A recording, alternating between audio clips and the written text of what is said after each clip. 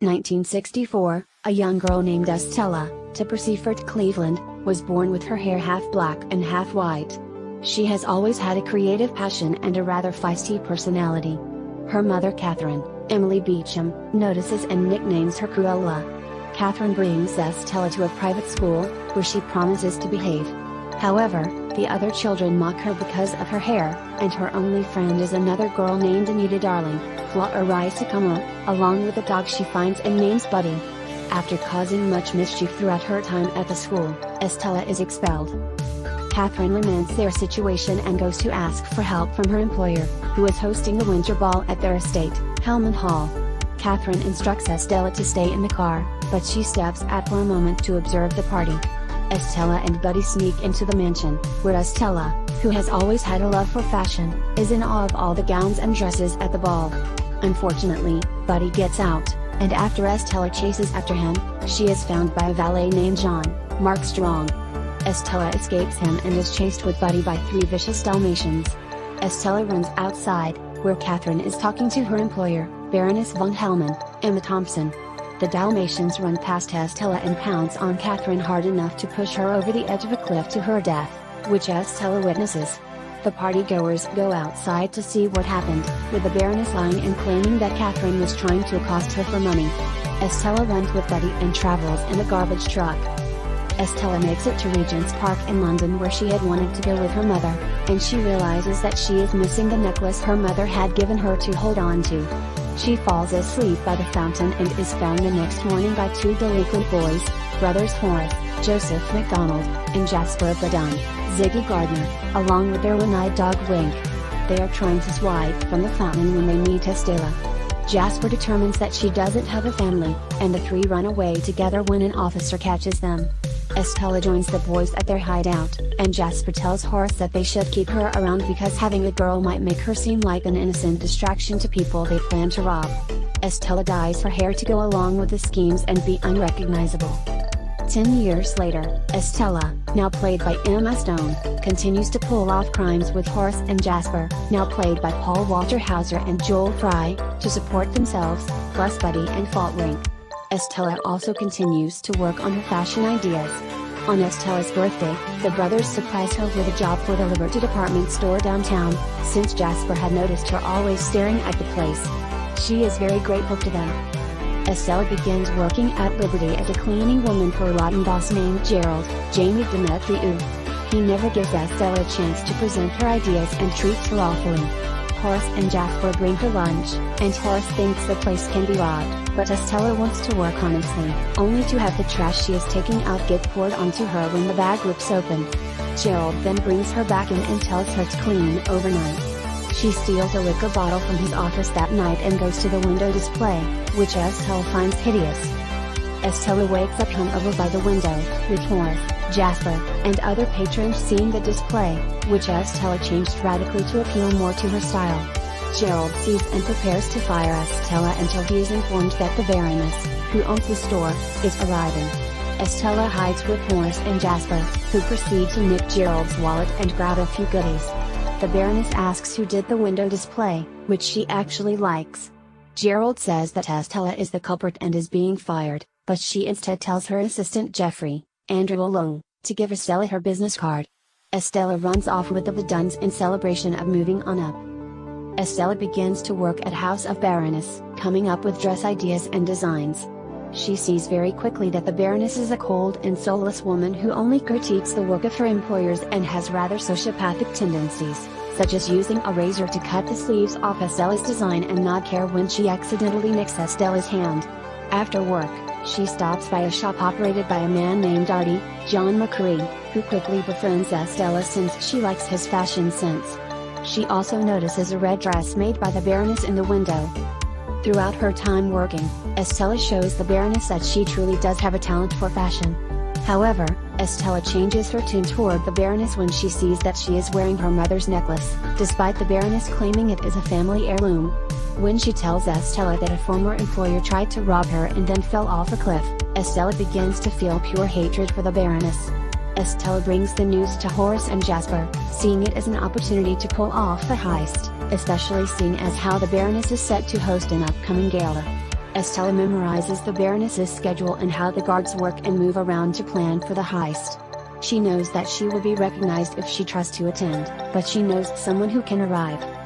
On the night of the gala, Horace and Jasper sneak into the building under the guise of pest exterminators, using Link as a fake rat. Jasper then makes his way to the security cameras as the heist commences.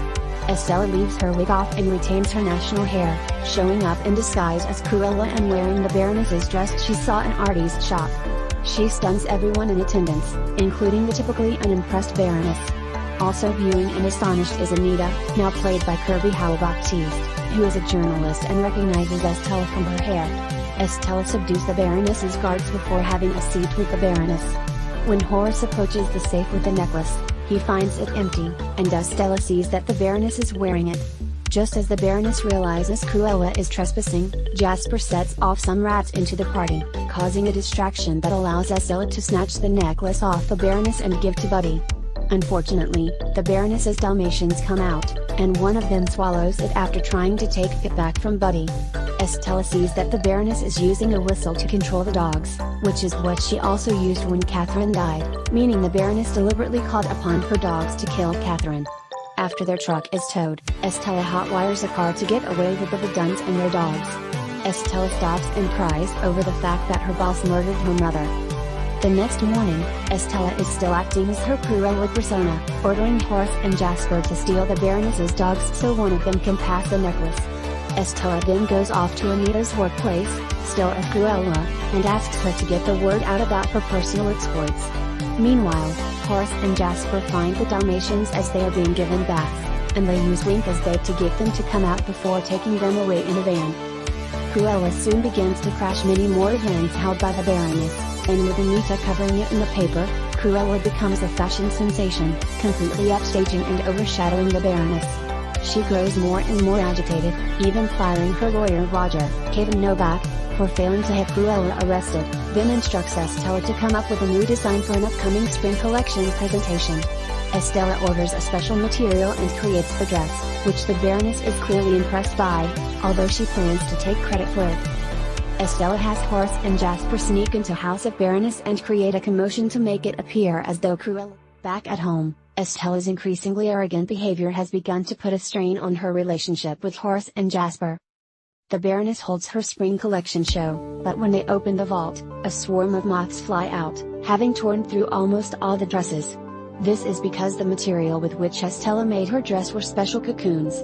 Outside, Horace and Jasper, accompanied by Artie, put on a real show where Artie sings "I Wanna Be Your Dog," and Cruella emerges with a dress made of Dalmatian fur, leading the Baroness to think that Cruella killed her dogs. When Estella returns home, she finds Horace and Jasper tied up, with the Baroness and her henchmen having deduced that Cruella is Estella.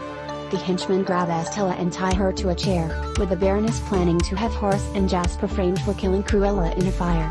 Estella fires back that she knows the Baroness killed her mother, but by her words, she is implied to have killed others when she doesn't immediately know who Estella is talking about.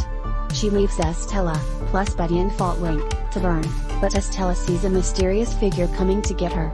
The place burns down, and word spreads that Cruella has died. Estella wakes up in John's house, along with Buddy and Link, plus the still alive Dalmatians. He brings her Catherine's necklace, and lets her know that it's been thoroughly bleached, which, to Estella's surprise, contains a key to a box. Inside the box is a birth certificate of Estella's. John then reveals that the Baroness is Estella's true biological mother.